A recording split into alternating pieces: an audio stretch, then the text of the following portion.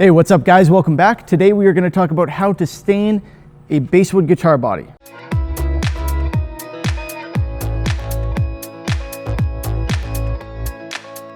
This is actually a question I get a lot. People are frequently asking me if you can stain a basswood guitar body, will it look good? How do I do it? That sort of thing. You may know a lot of the more inexpensive guitar bodies are made out of this type of wood or paulownia or something like that.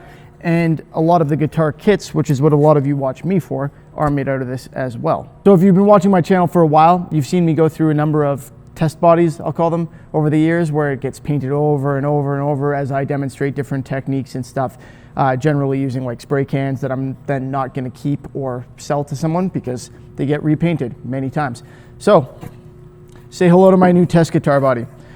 This is basswood. It's not a great body. It's got a very distinct, it's a three-piece, although you can only really see two pieces from the top. You can see the three of them from the back, but it's got a fairly distinct line here.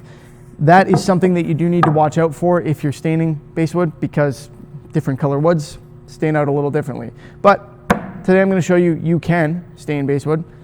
Take a look at it first, determine if it looks like something that you think you'll like the end result of.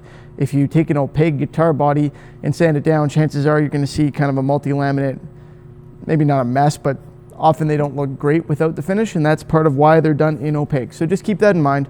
There are, of course, nicer woods out there. You can rip the top off of these things and put something nicer on top. We'll be doing that in a series fairly soon as well.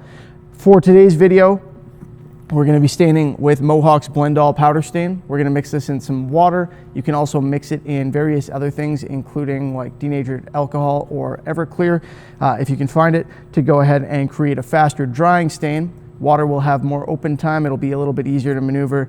And also, in the current circumstances, we're in the middle of a pandemic right now, so everybody's out of hand sanitizer, and I think people are buying Everclear to make their own. But anyway, moving forward, we're going to put that in some water. For starters, these things generally come with a coat of sealer on them, and you should be able to tell when you feel it. If it's got sealer on it, you'll see a little bit of a sheen in some lights, but not much. Usually they just fire one coat on there, particularly if they're the kind that are made overseas. But you'll feel it, and it'll feel like the grain is standing up on end, which is something that wood doesn't just really do on its own.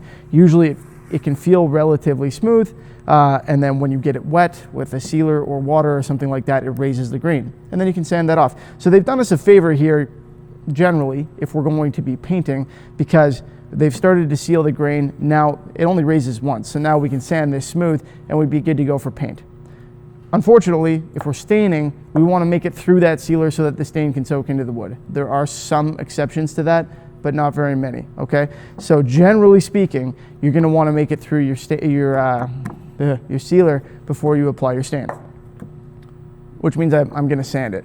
You can also wipe it with acetone or lacquer thinner. So I'm going to sand it first, then I'm going to wipe it down with some lacquer thinner, let it finish drying, sand it lightly again, and then we'll move on to our stain. That's what we're going to jump into now. I'm going to switch to voiceover so that I can use the compressor to sand and probably throw on a mask. And yeah, you guys can see how I do this. Let's get to it.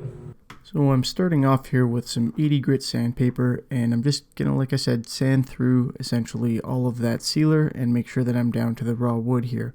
You'll see me pay particular attention to this cutaway portion, the arm cutaway. The reason I'm doing that is twofold. First of all, I want to make sure I get the sealer off the ridge there where, you know, paint tends to build up a little bit more. And second, I wanted to increase the angle of that ever so slightly, just kind of take a little bit more wood off there. I'm sure as I go to paint this test body a bunch of times, I'll gradually do that more and more. But for now, we're just going in pretty lightly on the rest of it. There's not too much to it, but this first grit we are going to sand the most with. So this, like I said, is the 80 grit, and the coarser you go, the faster you're going to get this done, but also the bigger the scratches will be for you to take out later. You can see off to the left there I have some other grits, so I am going to kind of work my way through them after I'm done with this first one. This should get me through all of the sealer. I've got this in real time right now so you can see precisely how long this takes. It's not a very long process. It does get a little bit more difficult in and around the horns and on the edges and stuff, so that process is slower. But there we go. That's it for the 80 grit, and that should be pretty much through it. And you can of course see kind of the darker sealed area there and then the lighter top. Now, in case there is any more sealer on there, we'll get that off as we work our way through the grits, but the next portion of the job here is for us to smooth this thing out more. You don't want to be working with 80 grit for the entire project. That's certainly not a finishing sandpaper. So I'm going to move up to, I think, 120 here and smooth this out. Take out those 80 grit scratches, a lot like we do when we're going to do a polish job, except we're working our way, in this case, from 80 to 240 instead of from 1,000 to like 5,000. So obviously we're working with some different numbers. Again, just in case there was any more sealer there, coming in with 120 grit now is going to take the rest of that off.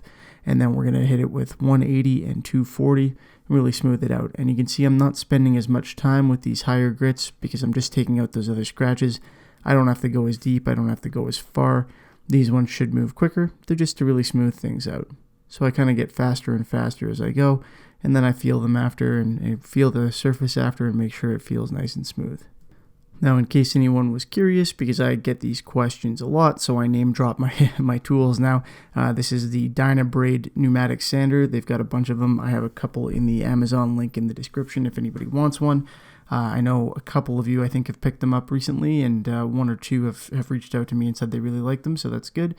There are some less expensive options in there as well, but that Amazon link in the description is an affiliate link, so keep that in mind. And yeah, thank you to whoever went in and bought like a television through there, who went through my link and searched up a television and bought it. I appreciate it. I got credit for that as well, so very kind of you. Anyway, getting back on topic, we're finishing off with the 240 grit here. This is our last grit, and this is our nice smooth one, so we're just going to go in real quick and smooth out all the scratches from the previous grits and get this thing 240 smooth, so to speak. And that'll get us prepared for the next step. We're going to give it a quick wipe down with lacquer thinner to make sure that any residual sealer is kind of dealt with, and to make sure that it's nice and clean for when we go to move on to the staining process. The other thing that this does, again, that sealer raised the grain and now we've sanded it off, but just in case we went too far and kind of hit the reset on the grain standing up, so to speak, the lacquer thinner will raise any remaining grain, and then we can quickly wipe that off with a little bit of 240 grit and get this thing finished up and ready to go. I'm using a compressor here to blow out my sandpaper. I'm going to blow off my work surface and my sander. The only reason I include this is because your sandpaper will last longer if you keep it clean like this. It's not too bad with wood, but particularly in finishes, if you're sanding finishes, you want to keep your paper clean, especially if you're using it dry like I often do. So having a compressor to be able to do that is a great idea, makes things much easier, and keeping your tools clean as well, especially the pneumatic ones. You don't want a bunch of sawdust in there if you can avoid it. So it's good to keep your stuff clean. It'll last longer and it'll serve you well. Pretty quick and easy step, and definitely worthwhile. There's that sander I was referring to, the Dynabraid. Nice one, keeps your hand nice and close to the surface, gives you a lot of control, and it's nice and wide, so it gets the job done pretty quick. Just doing a quick wipe down here with the lacquer thinner. Like I said, I'm using a little shop towel, like a paper towel type thing from Scott Towels or whatever it is. Not the best option. It does tend to disintegrate after a little bit, so just using a normal rag is probably a better idea. I didn't have one handy. The couple of microfiber cloths I had were dirty, so this is obviously something that works. And I like to use these for the staining because I throw them out after. I don't use a stained rag to go in with a new color or anything like that and stain again, so these are a good option for that. You don't need to soak this down when you're doing it with the lacquer thinner. It's just a light wipe. You can see I'm tilting the can pretty far. That's only because it's pretty much empty. So there's not a whole lot of excess going on there. And you can already see the place where I started there, closer to my body, drying. It's basically dry already. That's one of the nice things about this. It dries off really quick, so it raises the grain quickly, doesn't leave it too moist, doesn't cause any risk of swelling or anything like that.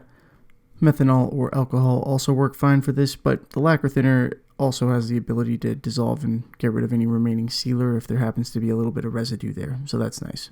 These are the stains that we're using here, the Blend All powder stains from Mohawk. Again, I've got a Mohawk link down in my Amazon link in the description. There's a Mohawk and Bellin list there if you want any of this stuff.